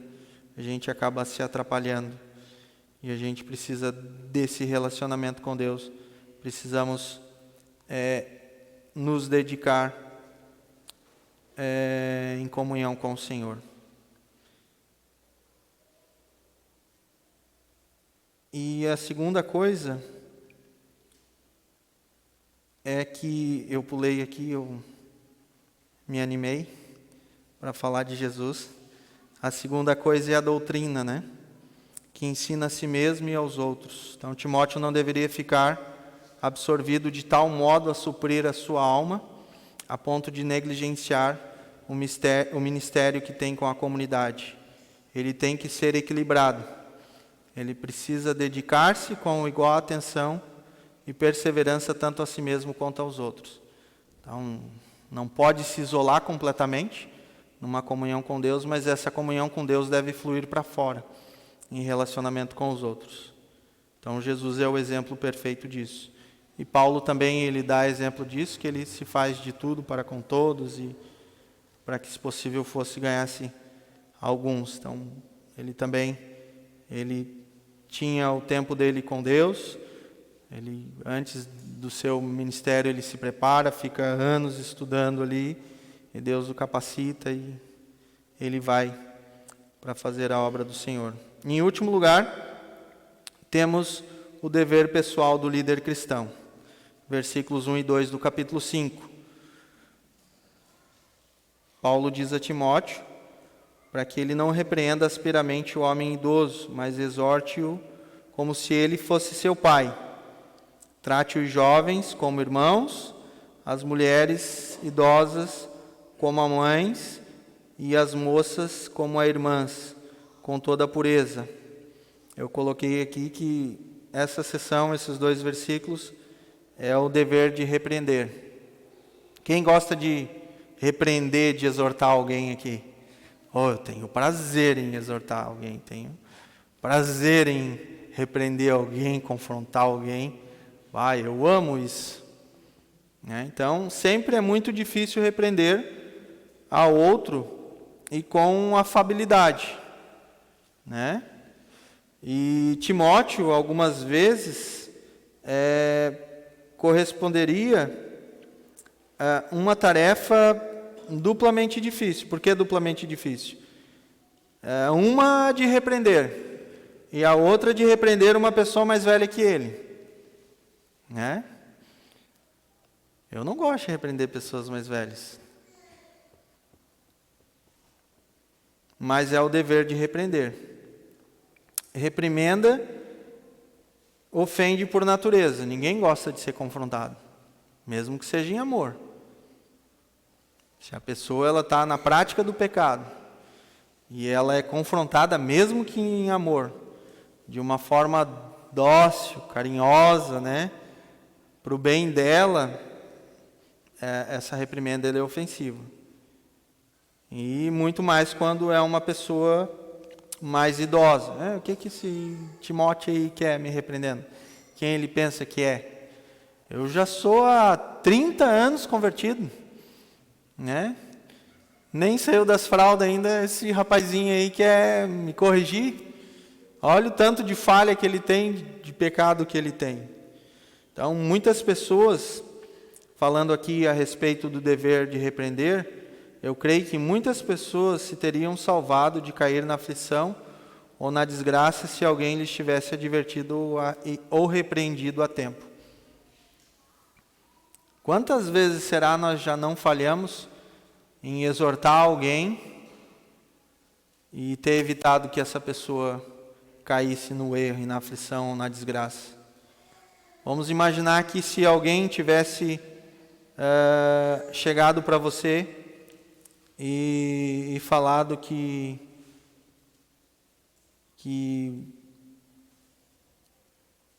nunca teria chegado a isto, embora seja uma desculpa, se você tivesse falado algo a tempo para ela. Vamos imaginar, puxa, irmão, por que tu não me falou isso antes? Então era o dever de Timóteo repreender.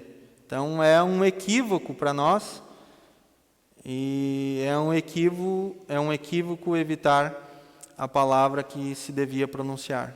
Então é um dever, é um compromisso de amor mútuo que nós temos uns com os outros, e principalmente o líder cristão, o pastor cristão, que tem essa incumbência de Deus para a vida dele. Então ele não pode evitar a palavra que deve ser pronunciada, a palavra de exortação, de repreender o irmão.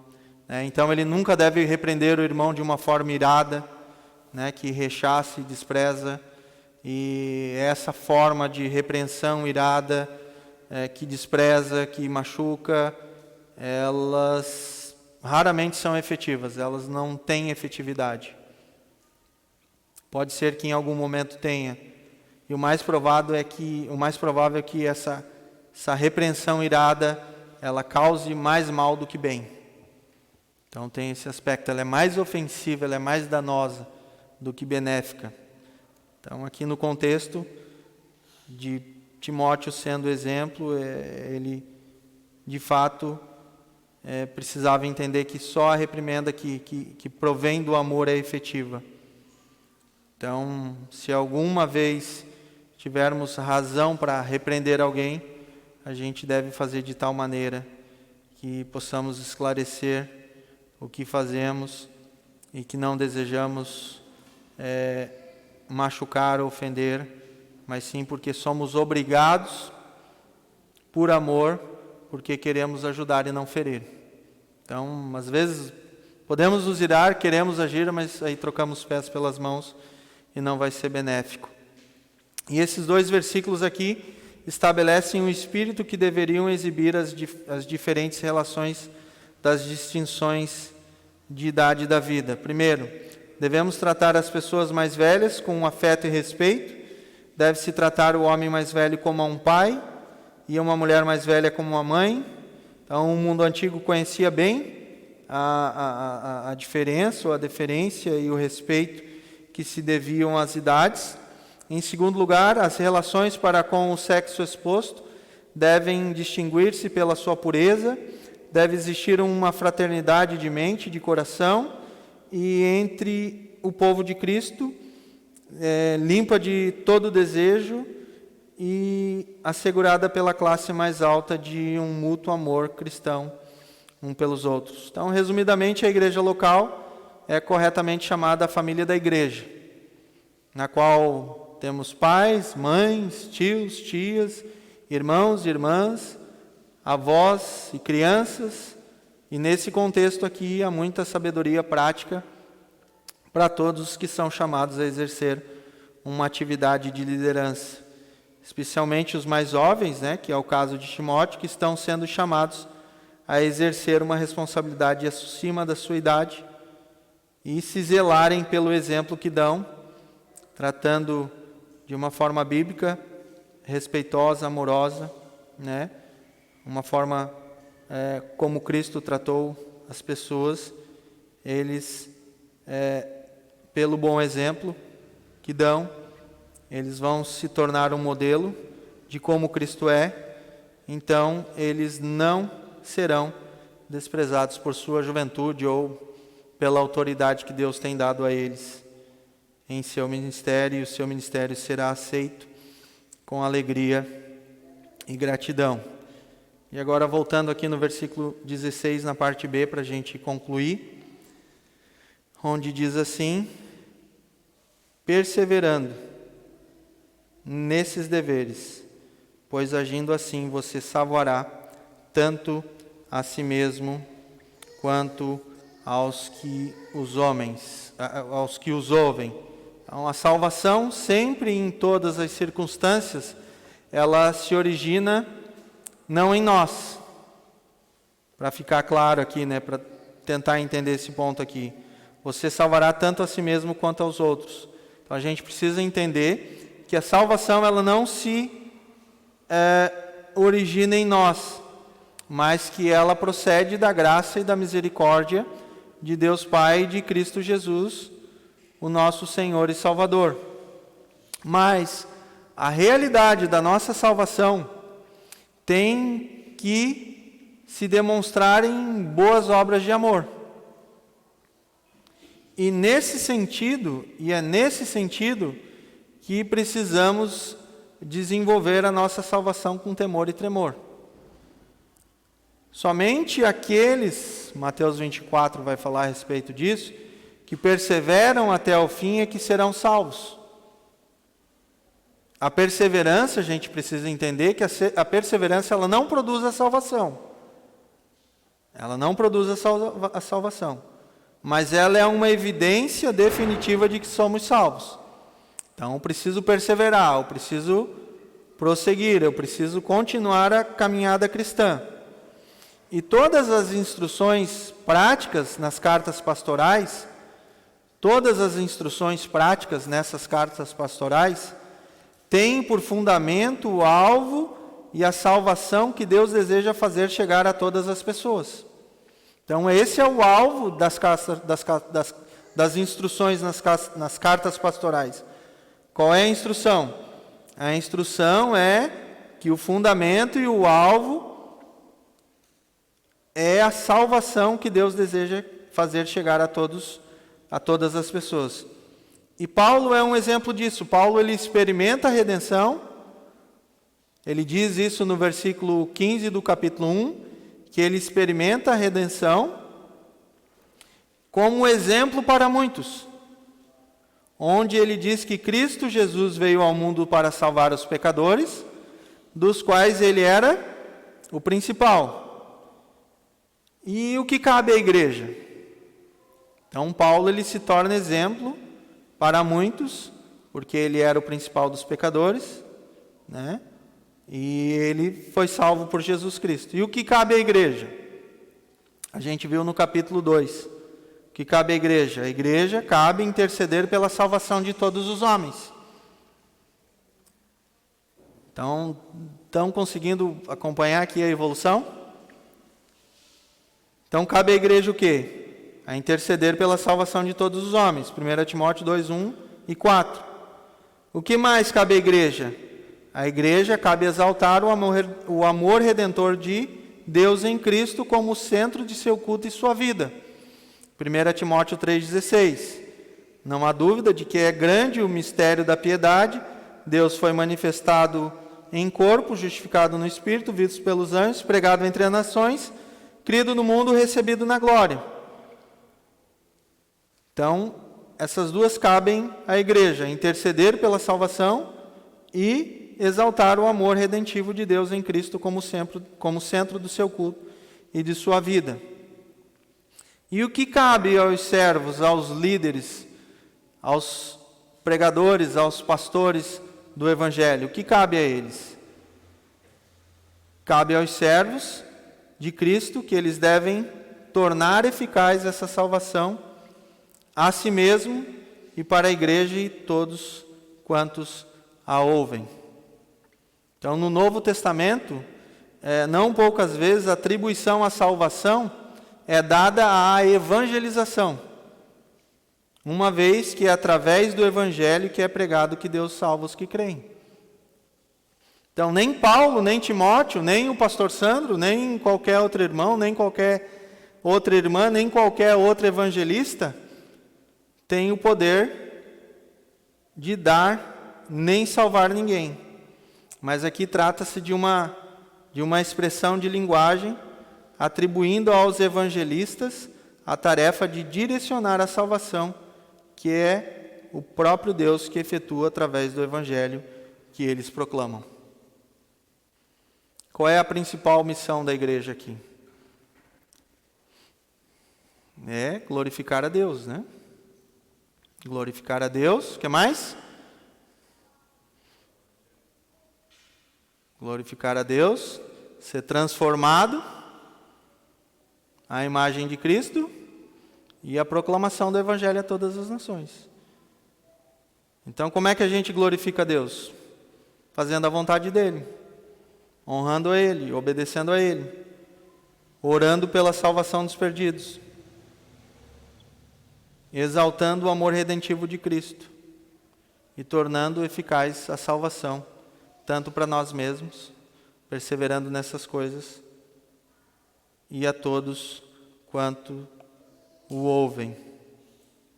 Então é isso que Paulo está orientando aqui a Timóteo, e essa é a nossa conclusão. Então, queria que os irmãos ficassem com isso em mente. Não colocar peso sobre a igreja no sentido de que pessoas estão indo para o inferno por causa de nossa culpa, mas exortar a igreja do privilégio que nós temos como igreja de proclamar as verdades de Deus, de ser um canal de Deus. Aqui é um sinergismo, né? É Deus operando em nós e por meio de nós. Então há um monergismo, né?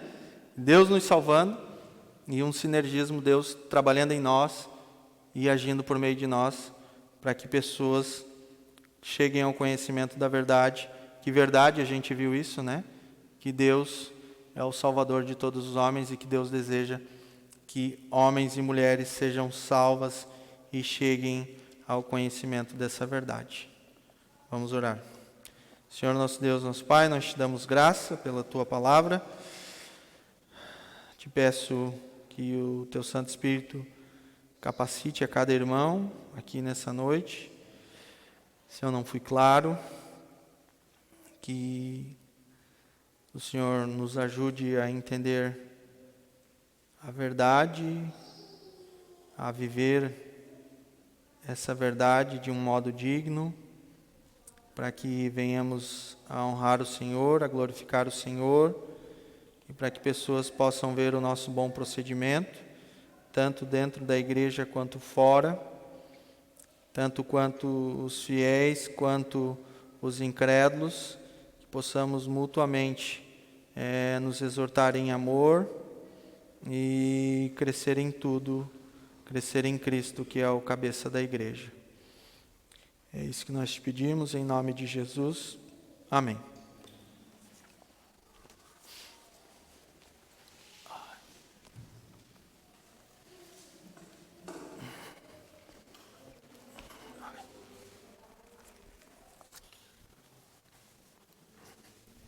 Nossa, enrolei.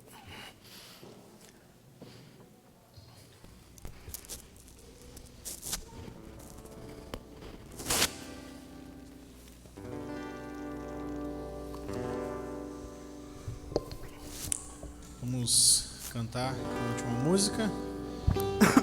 Vamos a cada dia, como nós escutamos, né? Vamos, diz essa música, buscar ao Senhor, que nós dependemos dele, né? E refletir o Senhor nas nossas vidas. Nós aprendemos, então vamos cantar isso.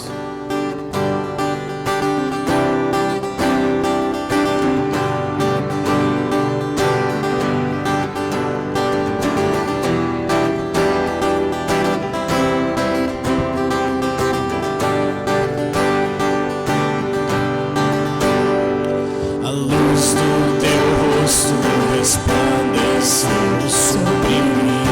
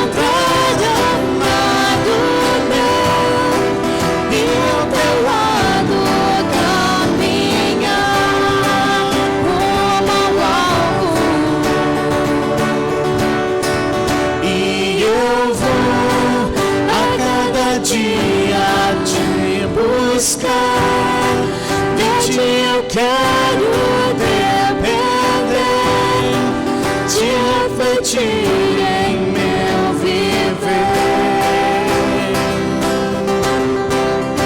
E eu vou a cada dia me achegar pra te encontrar ao lado meu e ao teu lado caminhar rumo ao alvo, rumo ao alvo.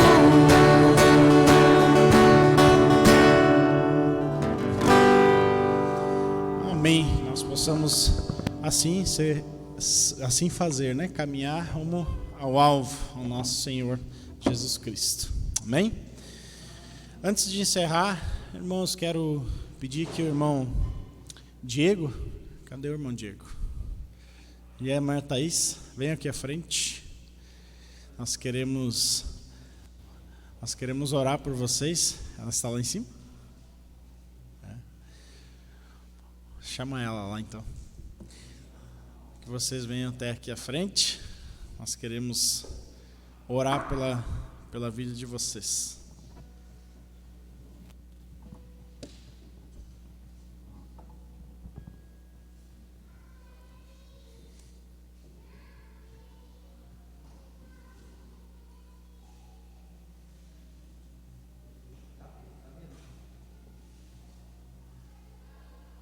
Vamos aguardar que a Thaís chegue aí.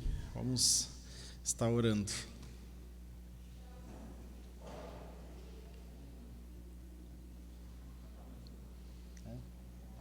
Cantar mais uma vez.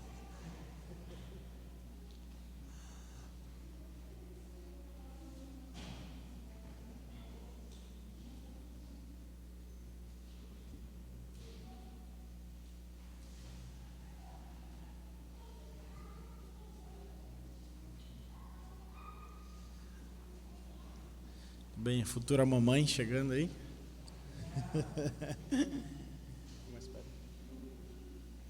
Vamos orar. Pai amado, nós te louvamos e agradecemos, Deus, pelo culto que tivemos. Obrigado pela tua palavra. Obrigado, Pai, pelos ensinamentos que o Senhor nos dá. Nós te louvamos e agradecemos, Pai, por tudo que o Senhor nos ensina.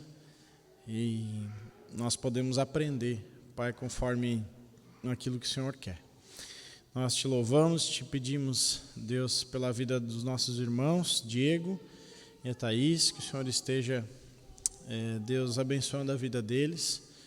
Nós sabemos, Deus, que em toda a nossa vida enfrentamos, Deus, dificuldades, nós enfrentamos situações, Deus, das quais nós muitas vezes não sabemos, mas que o Senhor possa estar no controle sempre, Deus, da vida deles, e que o Senhor possa estar abençoando esse casal.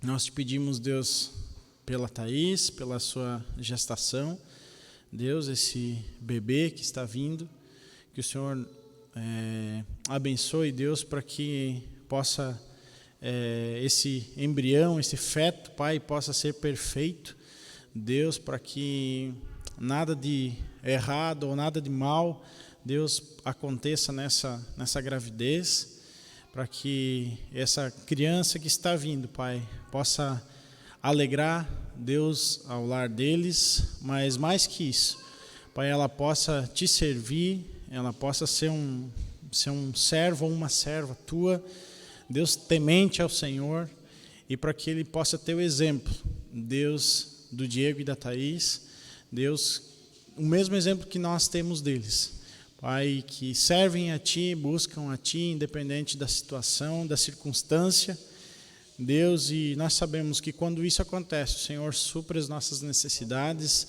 de uma forma que nós não imaginamos, e nós rogamos agora pela vida deles, que o Senhor esteja, Deus, abençoando esse casal.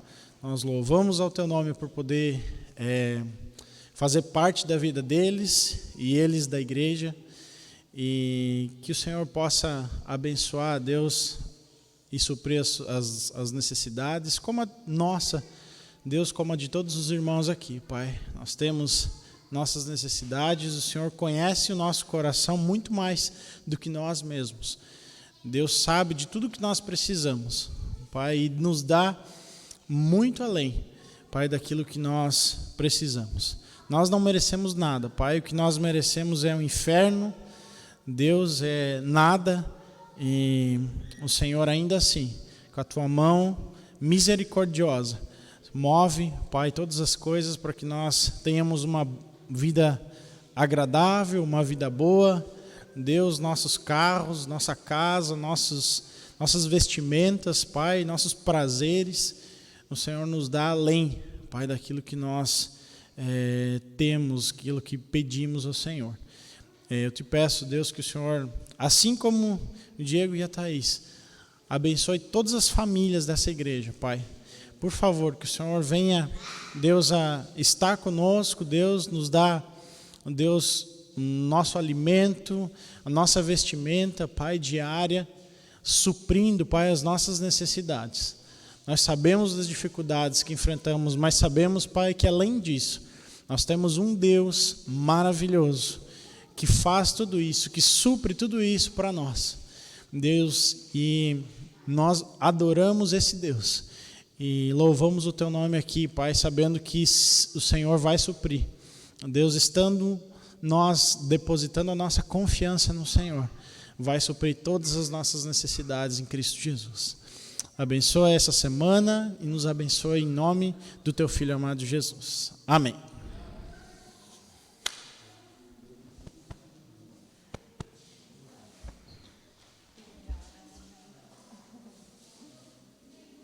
Estamos despedidos. Que Deus abençoe.